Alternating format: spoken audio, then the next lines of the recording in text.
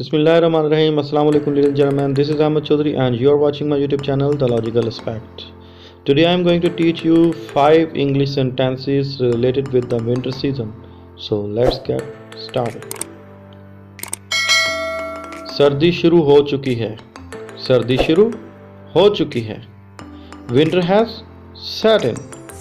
Winter has set in. मुझे ठंड लग रही है.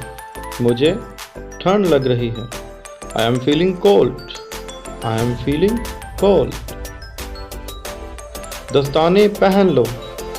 दस्ताने पहन लो. Wear your gloves. Wear your gloves. बाहर बहुत सर्दी है. बाहर बहुत सर्दी है. It's very cold outside.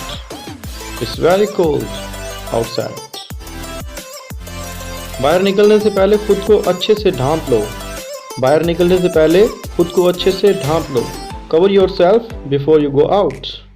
Cover yourself before you go out. आज के ये 5 सेंटेंसेस थे. होपफुली ये आपको बहुत हेल्प करेंगे इंग्लिश सीखने में, specially in the winter season. So thank you so much. Stay with us till the next video.